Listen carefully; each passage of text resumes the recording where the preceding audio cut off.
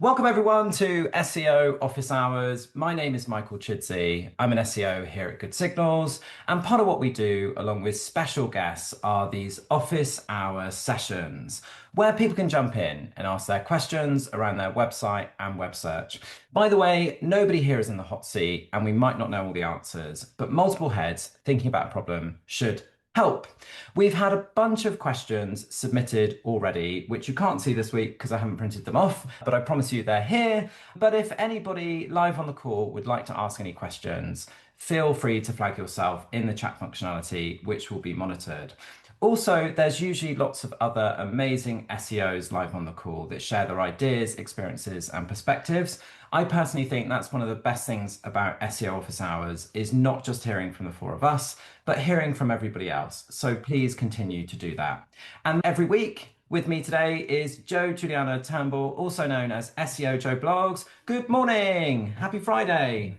Happy Friday indeed, and it is our 87th episode. We've been doing this over 2 years. Thank you very much for everyone for coming. We've seen many of familiar faces and some coming from all over the world, and also meeting up in places like Barcelona last week, organized by International Search Summit, Gemma and Kirsty. So thank you everyone for then coming in person, and it's great to see you also online.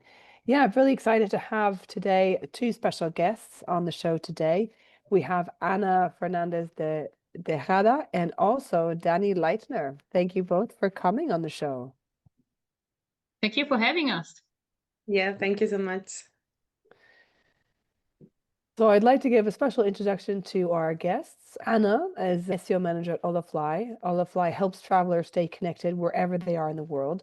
Prior to joining Olafly, she led one of the SEO teams at Making Science as international SEO and content leader. Making Science has offices in multicultural and many cities and countries around the world.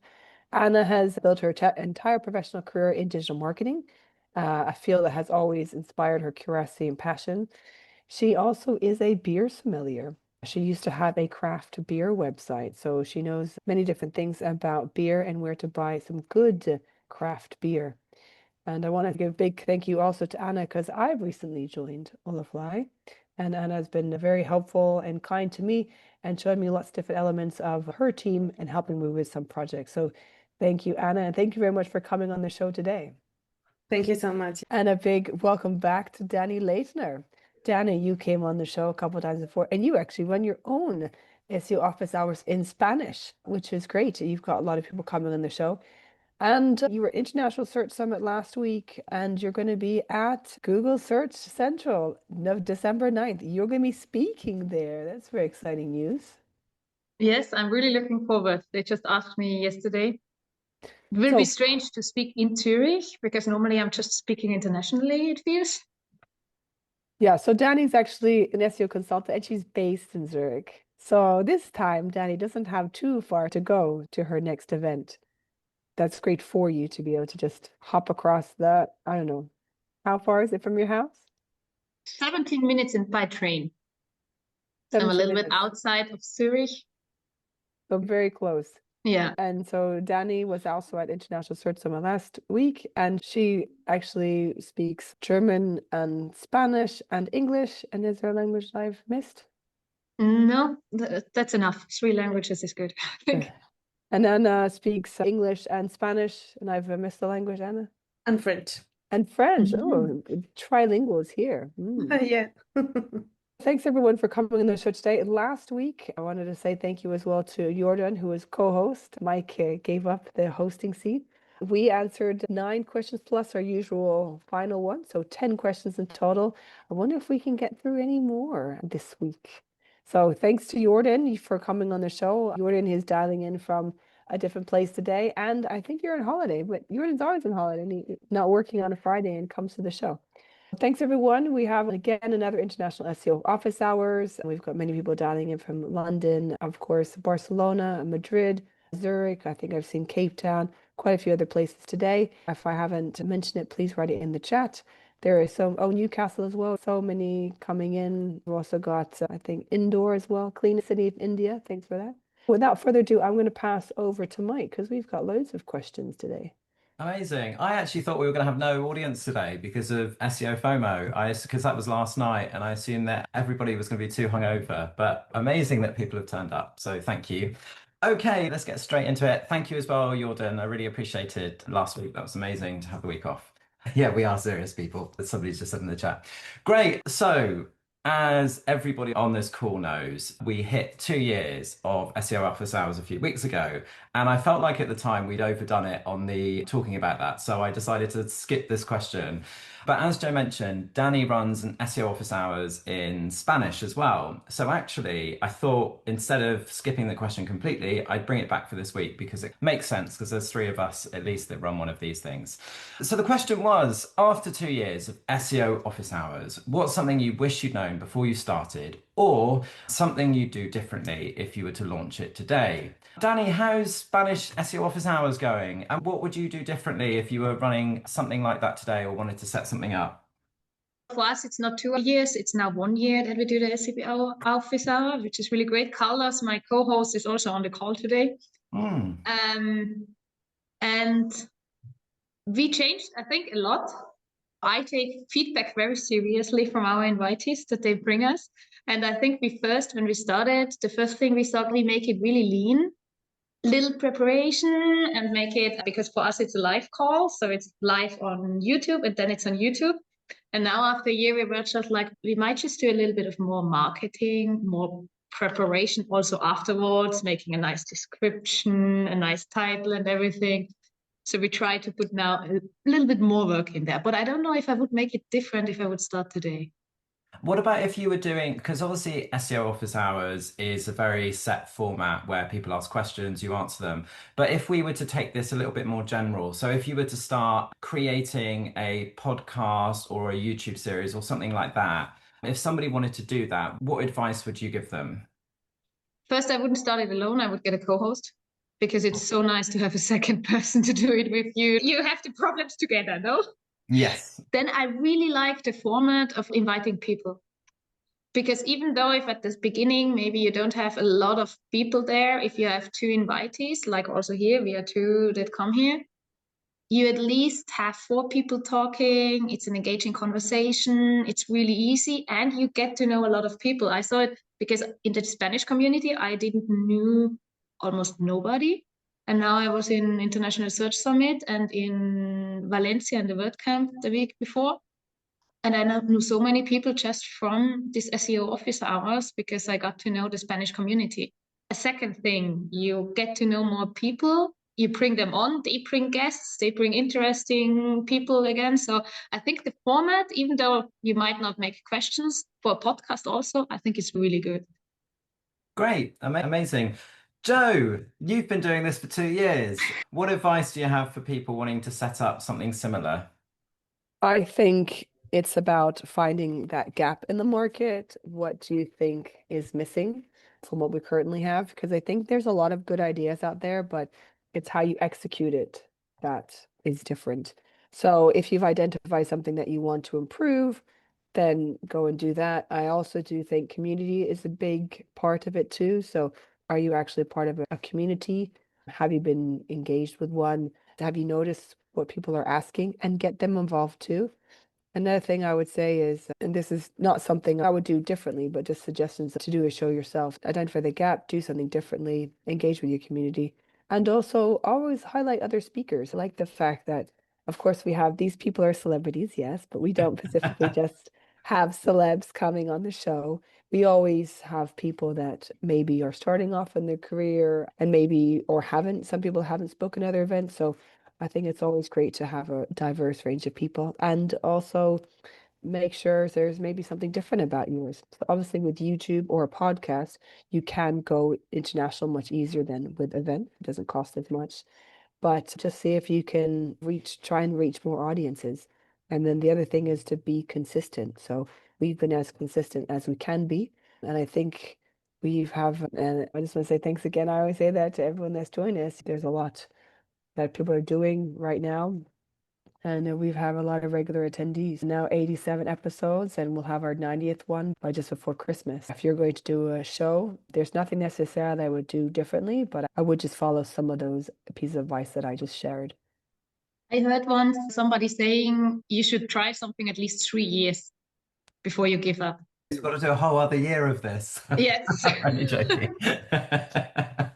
Actually, that just reminded me of I did a talk at this event called Digital Nomad Summit on Saturday about running a show. And one of the things that I found actually was that actually you need to fail to do something well. And apparently success is if you fail 16% of the time. But you need to fail well. So it's like not everyone succeeds at the first time. I think this is probably the fifth or sixth show that I've done. And this is the one that we've done for the longest. And being consistent and highlighting what didn't work well in the others and trying to implement it in this show. Steve said, yeah, fail and learn. Yeah, 'cause I've seen lots of interviews and things on the Systrix website or on their YouTube channel, so has similar things. So a good person to listen to. Dani, I liked your advice about getting a co-host. Like that wasn't the original plan. Joe was the first person I interviewed or included on this because the original version of SEO Office Hours was obviously done by John Muller. And I'm not him, I don't work for Google. So I always thought having other people makes total sense because there are lots of different opinions when it comes to SEO. So obviously I thought, Joe, as a friend, would you come on? And I'd ask some other friends about future episodes. And it worked out really well because Joe was so great and obviously we get on so well and it just worked with both our schedules at the time. I think 100% it's so much better to have a co-host. I don't know how John did the original version actually, because even when you start a call, you're trying to do an introduction, you're trying to let people in, you're trying to kick note takers out, all of those things, as well as questions, as well as, yeah, so he didn't quite have the breaks that we had. I also had some good advice when I first started. So I did the first few episodes, please nobody watch them back. And I had some really good advice. One was to basically learn my intro because it was awful. I think one episode I called Joe SEO Joe Bog, which was just so off. So actually having a bit of an intro helped. And then the other advice I was given was to just do a little bit of editing. So we basically, a colleague of mine will watch Office Hours through a tool called Descript after and will remove any kind of ums or your nose or any pauses. I use the word all the time. Joe says we have a couple of other kind of secret things when it comes to doing something live. So we've got a secret symbol, which we'll have to change it now, which is if you don't want to answer a question, you just have to touch your ear. And we basically know not to come to you on that one. There's things like that. I'm giving it all away at the moment, but it's because obviously the whole point is not to put people on a hotspot. And we do a little bit of a prep session beforehand, which I think helps. We don't answer any of the questions, but what we do is we'll run through the format with those people and make sure they're totally comfortable. And if they want, we'll also share the questions with them beforehand. We will definitely share the questions if there are any URLs or anything like that, so it gives them a chance to look at them. But we don't sit there and do a practice, it's all done. But I think those prep sessions really help with making people feel comfortable. And it also just makes it really fun. If I was to start something today, though, I think one of the things that we did decide, Joe, at the very beginning was to just be consistent, whatever. And whatever happens every Friday morning at 9:30, we were going to do this thing for 3 months. And I think if you're ever going to do a podcast or a YouTube series or something, having that in mind, whether you have one listener or whether you have 50 listeners or whatever, and obviously as time goes on, learn how to use YouTube and all of those things. And there are lots of different tools for recording things. We do Zoom because to me, this is never going to be anything huge because it's an office hours and it's answering people's questions. But if you were to do, say, a podcast that was more general, you might want to use more professional software. But I think for this, it works really well because I can see everybody and it feels like a proper call. And if somebody wanted to unmute themselves and speak, they can do that, where I don't think you can do that on some of the others. Anna, what about you? Obviously, you don't run an office hours, but I'm sure you listen to lots of podcasts and YouTube series and things like that. What things do they do that make them stand out? And if you were to set something up like that for Holofy, or just to do, in fact, if you were to do a beer one, have you had any thoughts in terms of what you would do to make it successful? I love the ones that are spontaneous. For me, that's like the main thing that keeps me engaged, to be honest, because when you are spontaneous and begin from somewhere and then develop the answers and begin a conversation, that's for me the interesting part, the things that comes from other places that are also relevant and interesting. So that's for me the main thing that I love from podcast or from online conversations, because it gives you the real thing. Yeah, I would 100%. say that's the main point for having success or having a really interesting podcast or webinar or whatever. And I don't think this would work if we pre-recorded it because didn't have an audience, because it's one of those things that like recording anything that isn't live, I'll end up doing 100 takes of them. Whereas if you're doing something like this and you mess up, if you call your co-host SEO Joe Boggs, for example, you just have to run with it. You can't do anything about it. Something else I was going to say, we obviously have a gap between when we record and then when it goes on YouTube. That gap is a little bit too big at the moment. I know I'm trying to cut it, but that we also say to guests, if there's anything you really wish you hadn't have said, we can just cut it out. It's no problem. So I think that always puts people at ease a bit. We've never actually had to do that, but it's nice to know it's there. Joe, do we have anything in the chat, or would anybody like to add anything else before we go to our next question? I'll open it up to Anna and Dani before we go to the chat, if anyone wants to say anything. No, cool. Okay, so this is a really nice one from Jordan. He says that Bog means God in Bulgarian. So you just call Hey, your SEO that's God. what I was totally doing. Yeah, exactly. So I think you did that one on purpose, SEO God. And we have a few chats around. Steve said, fail and learn. Reg is talking about don't forget the 10,000 hour rule. 10,000 hours. That's a lot of hours. I'm not sure if Yeah, I think we've only got to I think 87 is enough. maybe people might be insulted not being considered a celeb. It's more like other people. We're all celebrities, but it's just like those that are always at the same conferences that always get asked, and people don't share the limelight with others. That's what I meant. We always like to have.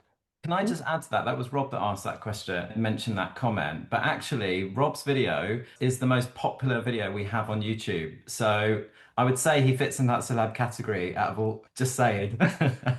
Yeah, 5,600 actually. Yeah, that one with Amina is now the most popular one. It came from April this year. Sorry, just a few other chats. Down to the speakers, obviously, not the Of topic. course. So I can hear you say all the time now. Just try not to say that word. Yeah, just lots of nice little chats as well. Yeah, so you already said, oh, Rob is a celeb now. Also, yes, because he stepped in a couple of times. Yeah, great. Thanks, everyone. Yeah, that was a good question. And also, so we do run it on Zoom, but you can, of course, click on the video once it goes live, subscribe to the YouTube Very smooth. channel. And those that are not watching us live, come and join us. As Mike said, it is always so much more fun. So that's my little spiel. I'll back to you, Mike, for more of our questions. I think we're Okay. still going to beat, I think we're not going to beat last week's. Last week's we had 10. We don't Answered 10. question half hour. Yeah, definitely not going to do that. It must be me. But you know what? If anybody is thinking about setting up a podcast or video series or anything, share it with us as well. And we would love to give feedback and share it on Office Hours. We had a question that was related, which was basically, and I've only just remembered that we have it. So let me just find it. But it was basically asking whether you can do SEO for platforms like Spotify, SoundCloud, and YouTube. We won't spend ages on this, but because it's related, if somebody was to set up something like a podcast or video series and they wanted to try and get more views and traffic and so on, how do they go about it? Dani, am I okay to pick on you just because I know that you also do YouTube stuff as the first Yeah, of person? course. So share the lessons if that's all right. I think you can do SEO for any platform where somebody can search, because we are doing search engine optimization. So yes. And they are different depending on the platform because you have different algorithms. But I think the things we learn, if you stick to the basic, when you learn SEO, you can apply them to other algorithms. As in YouTube, it's very important to have a nice thumbnail because it's making a better click-through rate.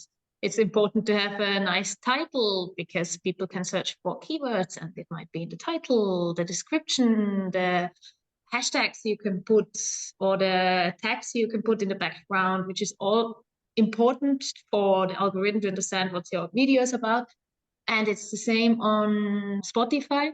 I heard that on Spotify, it's even important how long a song is, because we had the question in the SEO Office Hour in Spanish just a few weeks ago, and someone answered because he was doing Spotify SEO, which was really interesting. Oh, wow. And there's just some specific things to every platform. Also, like we have in SEO, how long people stay on your website and really engage with it. You have the same on YouTube. How long are people watching a YouTube video? How long are people listening to a song? So there are some concepts that are at least the same. Yeah. And I think with things like YouTube, for example, there are lots of features that you should take advantage of to keep people engaged. For example, you can add things like chapters in and things like that. So if they want to skip a section rather than trying to awkwardly find it themselves, you've got those features. And I'm sure similar things apply on Spotify and SoundCloud. But I guess with this question, there are two things, aren't there? There's basically learning about how to appear in the actual platform themselves when people are searching. So obviously YouTube being a huge search engine itself. And then there's also these pages or show pages and playlists appearing in Google search results. Anna, you're nodding. Do you have anything to add to this? Yeah, for me, it's always about how to keep the user engaged, that's for sure. And also how can you adapt the content you can adapt for each platform. For YouTube, that's for sure. SEOs have been working on SEO strategies inside YouTube and outside YouTube to also rank in other search engines. But in platforms like Spotify, of course, you also have to think about which is your audience, and with that, adapt the content and make easier to the user to find what he wants to look for. Hey, Joe, what about you? Like you said, you've worked on several different podcasts and shows. If you were trying to do SEO for them, how do you get more views and visits and so on? I would actually say it comes down to the time that you want to spend on your show. So there's more that we could do. We could actually cut some of the questions and we could turn them into shorts. So obviously very short videos. I think Google are doing this now with their SEO office hours. What we did in a previous company is we actually used the content and created actually guides. So tech SEO guides, keyword research guides, on-page optimization guides. And then we had like blog posts supporting that. And that was the content from the show. So that was quite good. And then really it's about putting the transcript of your show within the description, making it also easy to access by timing. So you timestamp it. And then I think that's for YouTube. And really, yeah, I would say like the different thumbnails. And also if you want to promote, you can do promoting with paid ad. You can also do it paid within Google, but you can also do it obviously on other channels like Instagram. With our, obviously with our thumbnails, we don't do any testing or anything, but we're always smiling or laughing, and all my friends just think, "Geez, you look like you're having the best time at work." So sorry if my smiley face is irritating because it's every single week. Okay, do we have anything in the chat before we move on? Yeah, we do. So Jojo said that she's doing a series, the Sitebot Technical SEO AI training series. Oh, They've cool. had parts 1 and 2, and there's part 3 still to come. That looks really good, Jojo. Thank you for that. Yeah, Natalia was saying there's a really nice framing to this answer. There's no difference in tactics. There's a difference in strategy. Oh, sorry, that was a question that someone asked about the But it difference. works really good on this question as well. Maybe it's just a universal answer. Instead of Yeah. it depends, we need to say it's strategy. Exactly. Because someone asked a question about, is there really any difference between SEO and AEO? Isn't it just that awesome user-focused content will serve the purpose? So we have a lot of things around. Yeah, Monse wrote about podcasting. Thanks for that. Natalia said you can do SEO on podcast, but user engagement is the strongest signal. Is it so correct? No on-page can overpower that. We're talking about there's snow in Reg's background and maybe where you are too, Dani. Lots of snow there. Yes, it stopped snowing now. But this morning I woke up and my whole garden was full of snow. Like a little bit, but it was really beautiful. Christmas in the north is arriving. We're not in the north, we're in the northern hemisphere. I just love, I was just about to say, guys, we need to keep to SEO, and then I could see everybody, and that we don't have as many reactions when we're talking about SEO to talking about the snow. Yeah, everyone loves the snow.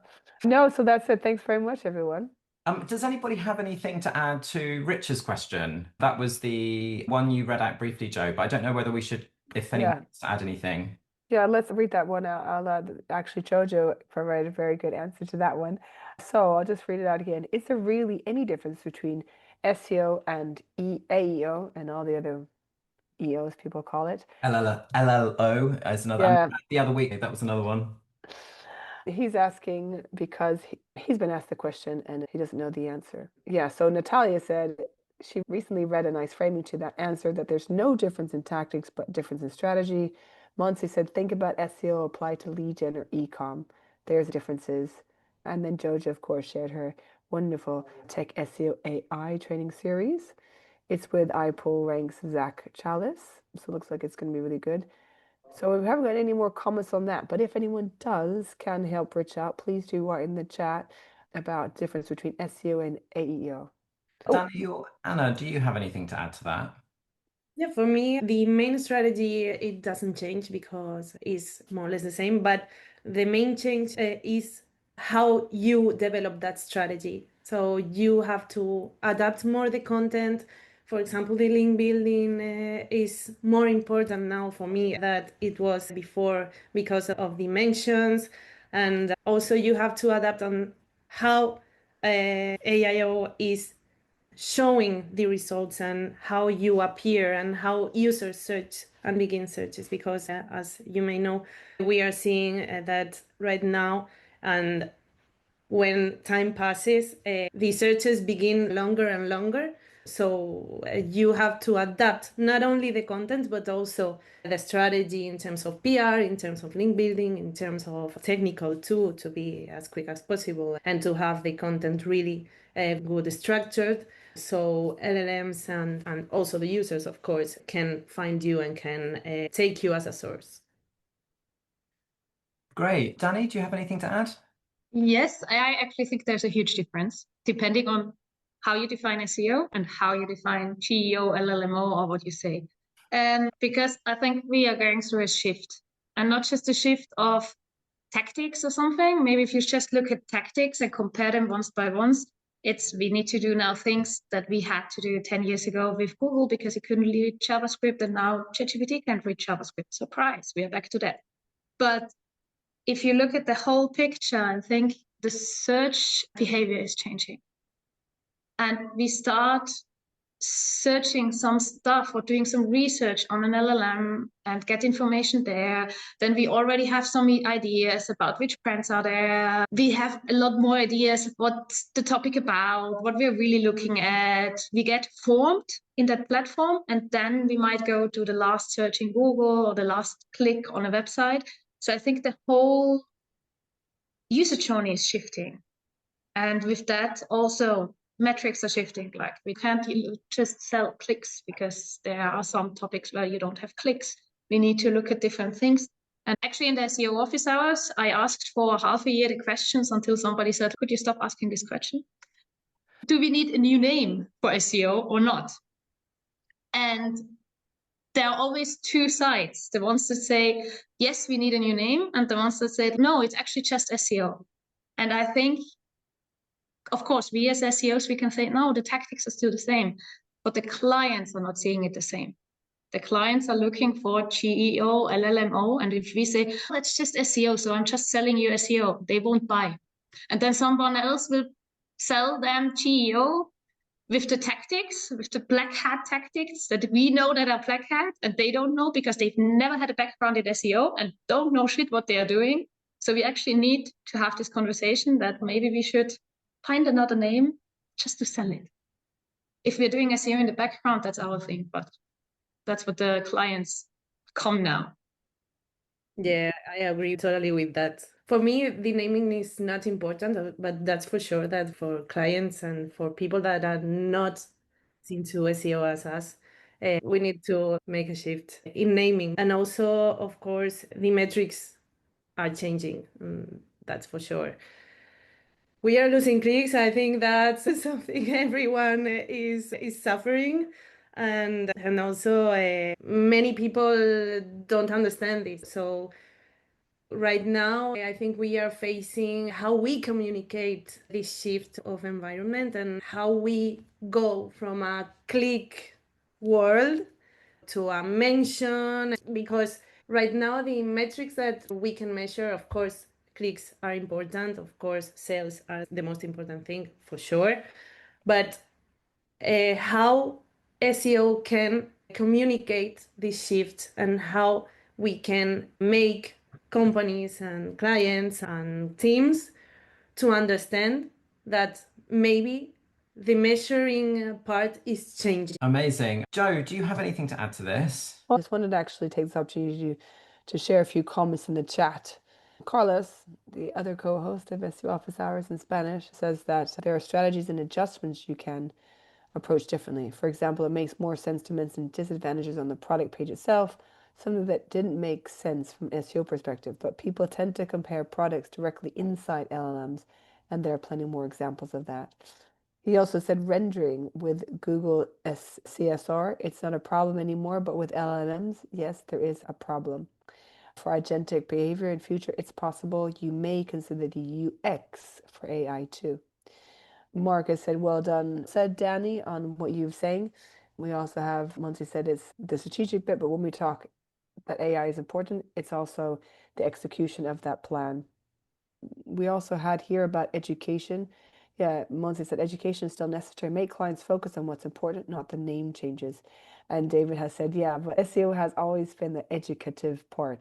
And I would agree on that one because with AI, I think there's this big, other people have said like this big, bright, shiny new toy out there. And everyone's, oh, what are we doing with our agency about AI? But really, the similar principles apply. You need to make sure that your content that you have is available online. It's easy to search. I think there's some great presentations actually at Brighton SEO last month about how to amend some of your content so that it's a bit easier to digest by AI. And it reminded me really of how we were doing this for feature snippets. So putting bullet points, putting tables, putting what you want to get across at the beginning. And a couple of people have said things like, don't say we want to do this or our company's doing that. Say your brand first, because that gets picked up by AI. Oh yeah, so Richard said, oh, thanks everyone for your feedback. Yeah, it's just difficult sometimes to position the how I optimize to satisfy all engines. And I think this is the case. So I think with AI, I'm sure everyone's seen the post from Aleda. Please, can we have AI being recorded within Google Search Console, how we can track sort of AI overviews? I think that's the thing that's missing. With feature snippets, yes, we did actually see some of that. This whole seeing more impressions and less clicks, like Anna mentioned, where it's really difficult for us to, okay, say, where is it gone? So now it's like we need to find other tools, third-party tools to track that. If we could have everything within Google Search Console and also use the other tools for helping us with research and tracking, then that would be great. Just a few other things. Excellent feedback, Steve said, from Dani and Anna. Zach said that this also happens with PR. It isn't easy to measure. And I think sometimes we're moving in this direction somewhat. And this is a good point actually about digital PR. I think when you're like, oh, I'm going to do like a campaign, but you don't actually measure how many people maybe saw that campaign. Sometimes you don't have UTMs on it, or sometimes it's a branding campaign and you measure it by branding or brand awareness that you're using a third-party tracker. Yeah, good point, Isaac. Sorry, there's loads of different things in here. What's this good question actually? What determines success in this era? Mentions or traffic? And I would actually say that, actually Jojo's already come in here. Revenue is still the ultimate metric, but obviously you've got other KPIs beneath it like citations, sentiment, traffic. Zach goes into a lot in their training series too. So I think we should be watching this Siteball training series. There's so many things here. And I think it's the fact of we do need to make sure that we're educating our clients and educating ourselves and educating the board if you're brand side. But yeah, so it's loads of comments here. Thanks, everyone. I think we've answered 3 questions. No, Hey, yeah, no, 3 3. questions. We'll call it 3, Joe. At We'll least call it 3. Okay. Yeah, I'm a bit unsure about some of the PR metrics around like things like advertising equivalent value and things like that, because I've always been a bit wary of that. But what people have said in the chat around clients, I think that is actually a real challenge because it's not that difficult with existing clients where they trust you and you can say to them, no, we need to do this and this. But actually, when you have potential new clients coming to you and essentially saying, look, we want to shift from SEO to focus on like geo and so on, that's when it's more difficult, I think, to be able to challenge and talk about actually SEO is really important. But it also feels like link building and digital PR has had a real renaissance in the last 6 months where I'm personally seeing more stuff about PR and PR tactics and the importance because of popularity helping with LLMs. And I think that's a real interesting change that we're seeing. But cool. Okay, shall we jump on to the next question? Or May I add something? Of course you can, Dani. Go for it. Because I think we have a problem with GEO that we want to make GEO like we did SEO. So we wish ChatGPT gives us prompt data so we could make a prompt research like we did the keyword research. We wish the ChatGPT gives us mention data so we could actually report mention data or mentions like we reported clicks. But the problem is it's not so comparable. I think we never get prompt data because they're just too personal. And just a prompt is a one prompt. And then you can't say, this prompt was 20 times searched this month. We won't have this chance. It won't be like that. So I think it's also a switch in our head. Yeah. Maybe we really need to go away from what we're used to because it will not be like that. Yeah, definitely. Something that I've been thinking about a lot recently, and I may have already said this on office hours, so apologies, but I've also been thinking about just how companies have been referring to themselves in the past. And I've mentioned before that I used to be in-house at an events company, and we used to do lots of amazing digital PR type stunts, and they do things like corporate events and weekends away and that type of stuff. And so we used to do lots of amazing digital PR campaigns. And when we'd reach out, our thing was we're the sort of wacky events company and so on. But in the world of LLMs, I was thinking about it. And if somebody was asking for some recommendations in terms of corporate events companies, I was thinking, do you want to be known as the wacky events company? Because there's lots of digital PR and coverage and so on that's mentioning all that stuff. Or do you want to be known as the kind of professional, seamless and so on events company? And I think in the past, it was very much being whatever you need to be to basically get that coverage. Whereas now I think it's really thinking about how you want to appear online. What do you want others to know you as, rather than just doing something to get coverage for coverage sake. Great. Should we jump on to another question, or is there anything else? Yeah. No, I think this is quite a good point. A question from Louise said, with CTRs going down, are people seeing increasing in direct traffic to their site? Perhaps something to look into. And if you are seeing direct traffic to your site, it may be because you're also seeing an increase in brand. People just know who you are and then they go direct to you. Great. We haven't got that long left, so I'm going to jump straight into the next question if that's all right. And I feel like it might be a little bit too late for this question, but we'll go with it anyway. How do you usually prepare an e-commerce site for a busy sales period like Christmas or Black Friday from an SEO perspective? I think you probably wanted to be thinking about Black Friday months ago, but anyway, we'll go with it. Anna, are you okay to start on this one? Of course. From my point of view, the most important thing is to make the strategy months before it comes, because if not, you cannot get traction. I have suffered many years with clients the problem that almost everyone has of launching the campaign 2 days before. In terms of SEO, it's really difficult to go for them. So this is something that I would communicate really strongly, and then have clear how you want to communicate. For example, if you are talking about Black Friday, which days are you going to attack, how you are going to attack these kind of campaigns. For example, in Christmas, maybe with gift guides or something like that, but you have to be prepared in advance. If you cannot be prepared in advance, it's something that happens a lot. You also have PR, you also have another ways to gain visibility, and maybe you can get it. But of course, if it's an e-commerce for us market, a sector that is really competed, the main point is to have everything in advance and begin communicating users what are you going to do and how can they approach you in those times. So I would say that months before the strategy, you begin communicate not only in terms of SEO, in terms of assets, in terms of support pages, but also in terms of email marketing, also PR, and all taking advantage of all the channels that can support SEO to improve this campaign, and then be prepared for the time that this campaign is launched. Amazing. Joe, Black Friday, next Friday. What have you got any thoughts? Any advice? I think the word of education comes into mind, or educative, as David said. So it's really about getting this planned months ahead. I think I saw Simon had something in the chat. He says spend the previous 11 months panicking.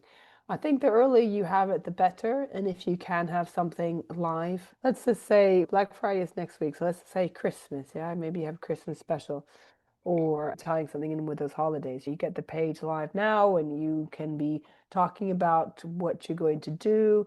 If you're under an NDA or not, you don't want to say that, you can be like, oh, we're going to have a Christmas special or we're going to be offering some new things, so come back.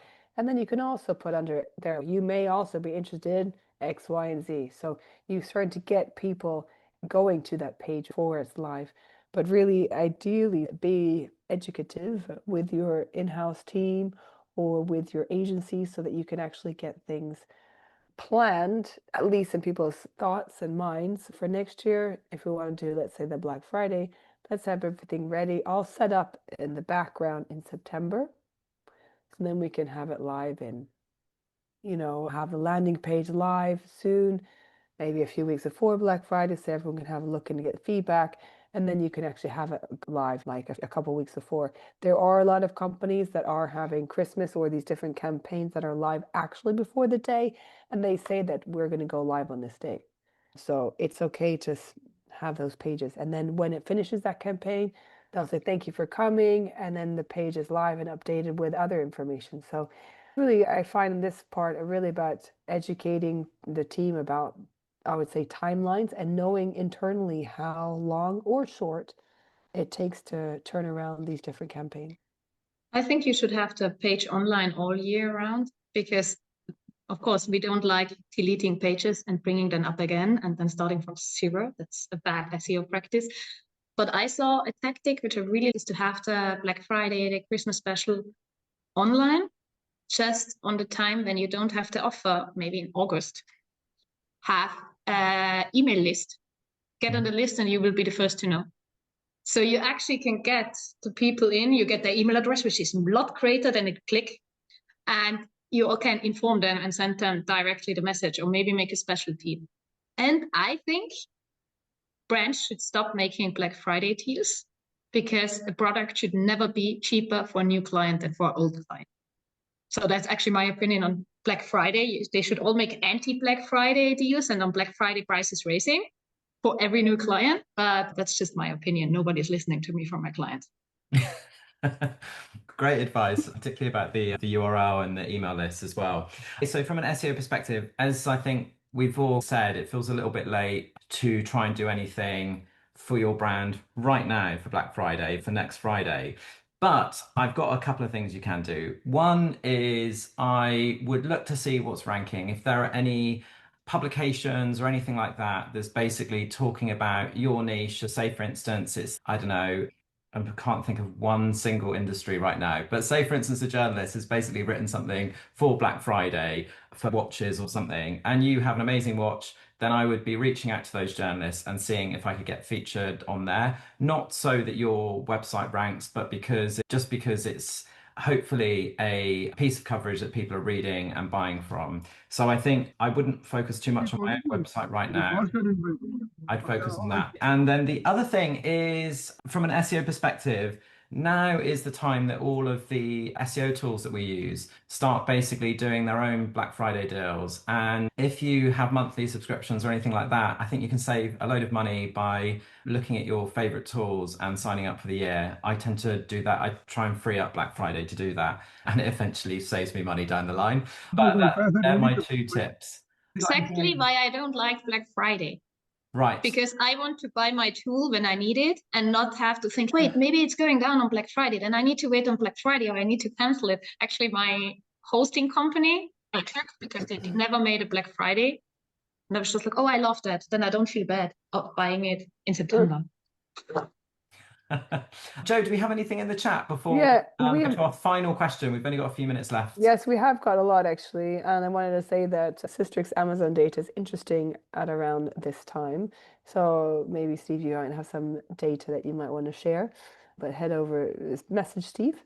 And just a few extra things through all the comments here.